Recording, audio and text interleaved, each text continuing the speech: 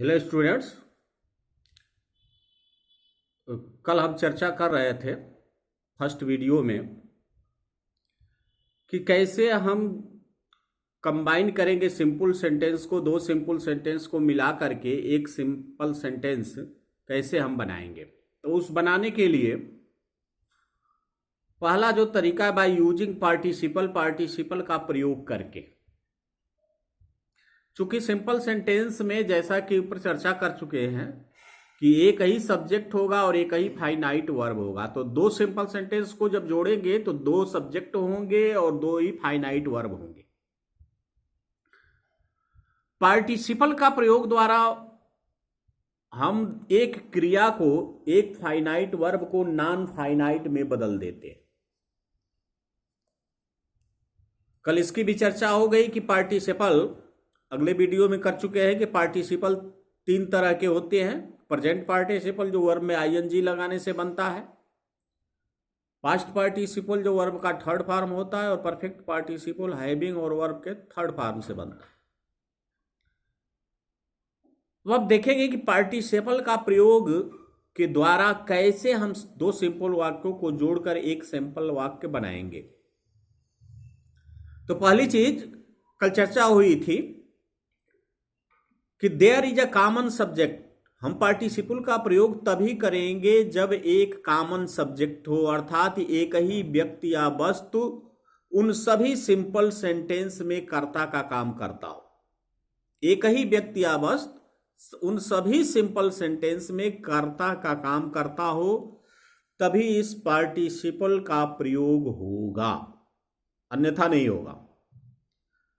दूसरी बात का ध्यान रखना है कि सिंपल सेंटेंस के वर्ब को देखने पर, पढ़ने पर यह पता चले, यह एहसास हो कि एक काम दूसरे के बाद हुआ है, माने एक काम के बाद दूसरा काम हुआ है। अब कैसे इसका प्रयोग करेंगे पार्टिसिपल का?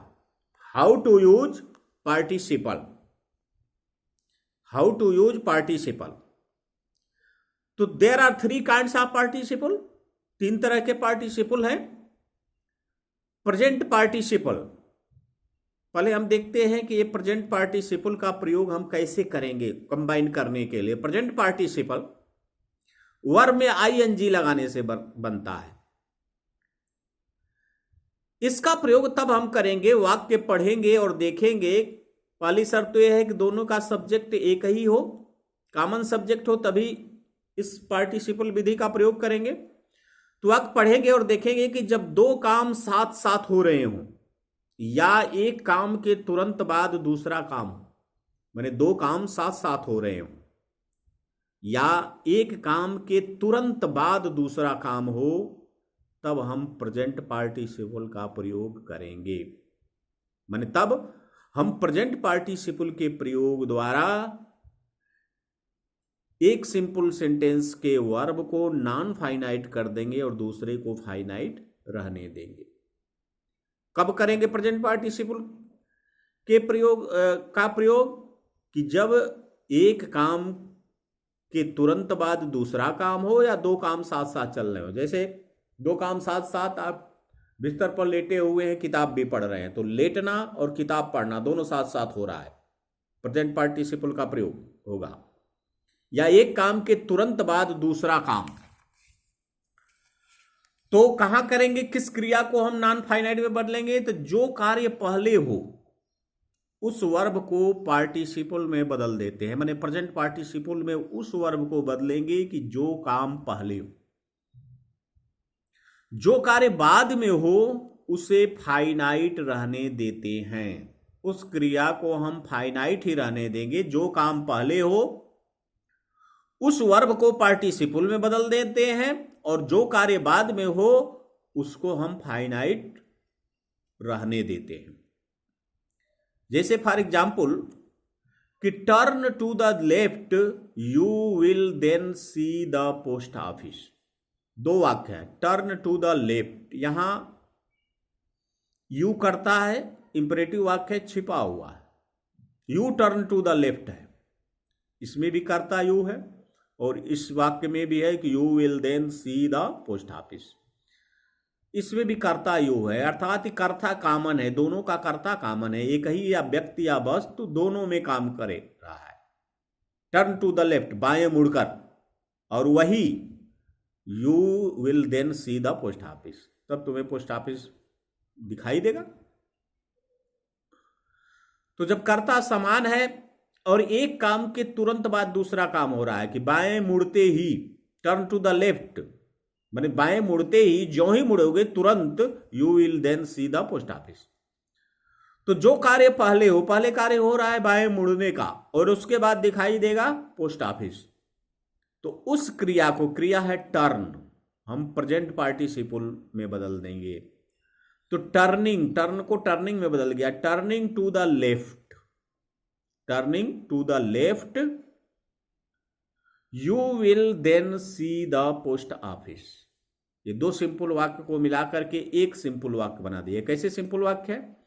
क्योंकि इसमें एक ही सब्जेक्ट है और एक ही फाइनाइट वर्ब है। फाइनाइट वर्ब एक ही है, सी। जो दूसरा फाइनाइट वर्ब है उसे नॉन फाइनाइट में बदल दिया गया। टर्न को नॉन फाइनाइट, टर्न को हम पार्टिसिपल में नॉन फाइनाइट वर्ब में बदल दिया था, प्रेजेंट पार्टिसिपल में चेंज करके उसे नॉन फाइनाइट बना दिया गया। जैसे दूसरा उदाहरण देखिए, एग्जाम्पल, कि I was hungry, I took my food. I was hungry, मैं भूखा था, आई टुक माई फूड। दो सिंपल वाक्य हैं, इनको जोड़ करके एक सिंपल वाक्य बनाना। तो आई वाज हंग्री, दोनों में सब्जेक्ट कॉमन है, मैं दोनों में सब्जेक्ट है, तो एक सब्जेक्ट से हमें काम चल जाएगा, अर्थात वही व्यक्ति है, वस्तु दोनों में है। अब I was hangry, I took my food, मैं भूखा था, आई टुक माई फूड, मैंने अपना खाना खाया। तो भूखा व्यक्ति तुरंत खाना खाता है। प्रेजेंट पार्टिसिपल का प्रयोग किया गया है। इस सब्जेक्ट को हम छोड़ देंगे क्योंकि दोनों सब्जेक्ट कॉमन है। तो यह जो दूसरे वाक्य का सब्जेक्ट है आई, इस वर्ब को, वर्ब है वाज, वर्ब बी है, वर्ब बी का प्रयोग किया गया। Is, am, are, was, were को वर्ब बी कहते हैं। तो पार्टिसिपल में बदलेंगे तो बीइंग हो जाएगा। तो बीइंग हंग्री, कामा दे देंगे और दूसरे वाक्य को लिख देंगे आई टुक माई फूड। दूसरा जो वर्ब है टुक, उसको फाइनाइट रहने दिया गया, इसमें कोई परिवर्तन नहीं किया गया। तो वाक्य यह सिंपल वाक्य हो गया, being hungry I took my food, क्योंकि इसमें एक ही कर्ता है और एक ही फाइनाइट वर्ब है। दूसरी जो वर्ब है, वर्ब बी, उसको नॉन फाइनाइट में चेंज कर दिया गया। एक नोट पर ध्यान देना है कि यदि प्रेजेंट पार्टिसिपल का संबंध ऑब्जेक्ट से हो, यदि प्रेजेंट पार्टिसिपल का संबंध ऑब्जेक्ट से हो तो उसे ऑब्जेक्ट के बाद में रखते हैं। यदि प्रेजेंट पार्टिसिपल का संबंध ऑब्जेक्ट से हो तो उसे ऑब्जेक्ट के बाद में रखते हैं। जैसे I saw Ramesh, he was abusing his neighbour. I saw Ramesh, मैंने रमेश को देखा। He was abusing his neighbour. पहले वाक्य में कहा कि आई सा रमेश, और इसमें है कि ही वाज एब्यूजिंग। यह ही का प्रयोग इस ऑब्जेक्ट रमेश के लिए किया गया है। कर्ता तो समान नहीं है, लेकिन ऑब्जेक्ट जो आया हुआ है वह यहां कर्ता है, अर्थात ऑब्जेक्ट के लिए इस सब्जेक्ट का प्रयोग किया गया है। तो यदि प्रेजेंट पार्टिसिपल का संबंध वाक्य के ऑब्जेक्ट से हो तो उसे ऑब्जेक्ट के बाद में रखते हैं। तो इस को हम, यह जो वर्ब है फर्स्ट सेंटेंस में कि आई सा रमेश, इसको हम फाइनाइट रहने देंगे, इस सब्जेक्ट को भी फाइनाइट रहने देंगे। तो आई सा रमेश, रमेश के लिए ही का प्रयोग हुआ है, तो इसको यूज करने की कोई जरूरत नहीं। वर्ब एब्यूजिंग है, पहले से ही ये आईएनजी फॉर्म में है, एब्यूजिंग हिज नेबर। तो आई saw Ramesh abusing his neighbour. दूसरी क्रिया को पार्टिसिपल में चेंज कर दिया गया, पार्टिसिपल बना दिया गया, नॉन फाइनाइट हो गई, और यह वाक्य सिंपल सेंटेंस कहलाएगा क्योंकि इसमें एक ही कर्ता है और एक ही फाइनाइट वर्ब है। जो दूसरी वर्ब है वह पार्टिसिपल है। जो दूसरा है पास्ट पार्टिसिपल वर्ब का थर्ड फॉर्म ऑफ वर्ब को पास्ट पार्टिसिपल कर। पास्ट पार्टिसिपल कंबाइन करने के लिए, वैसे तो इसके बहुत सारे प्रयोग हैं, कंबाइन करने के लिए दो सिंपल सेंटेंस को जोड़ करके एक सेंटेंस बनाने के लिए एज एडजेक्टिव के रूप में, it is use as adjective के रूप में इसका प्रयोग होता है, विशेषण के रूप में।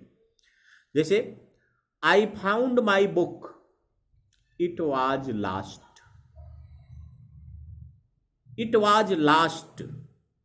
तो I found my lost book, book से पहले वर्ब के थर्ड फॉर्म लास्ट का प्रयोग कर दिया गया है, तो एज एडजेक्टिव यह प्रयोग हुआ है।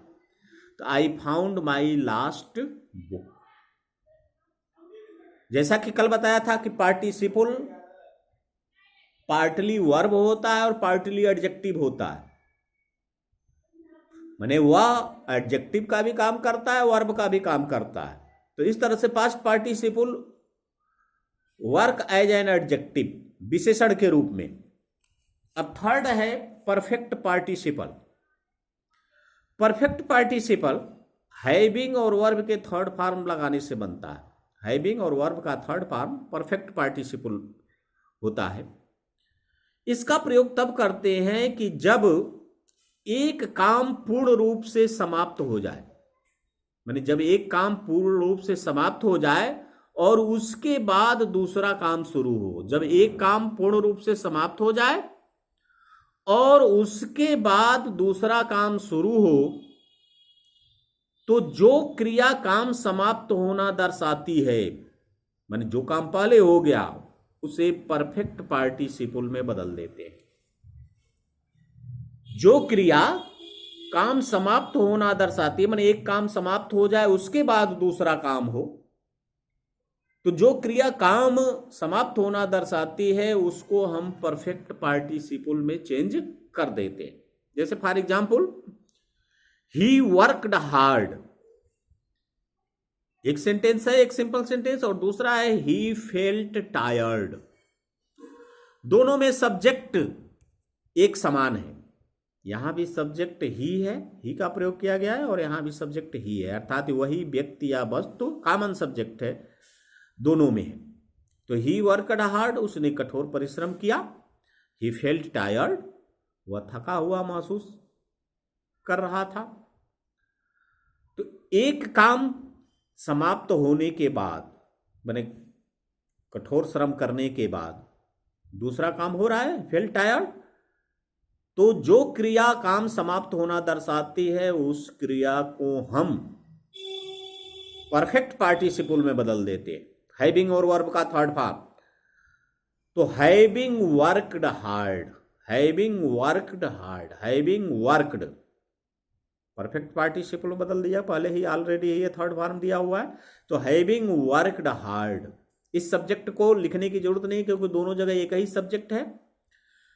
ही फेल्ट टायर्ड, कामा लगाएंगे और इस क्रिया को हम फाइनाइट ही रहने देंगे। तो एक क्रिया को हम नॉन फाइनाइट कर दिए, और सिंपल सेंटेंस की जो शर्त है, जो क्राइटेरिया है कि सिंपल सेंटेंस में एक ही सब्जेक्ट रहेगा और एक ही फाइनाइट वर्ब रहेगा। तो इस सेंटेंस में एक ही सब्जेक्ट है ही और एक ही फाइनाइट वर्ब है फेल्ट। तो इस प्रकार इस वाक्य को हम कहेंगे कि यह सिंपल सेंटेंस है। तो इस प्रकार से हम पार्टिसिपल के प्रयोग द्वारा दो या दो से अधिक वाक्यों को जोड़ करके एक सिंपल सेंटेंस बना देते हैं। धन्यवाद।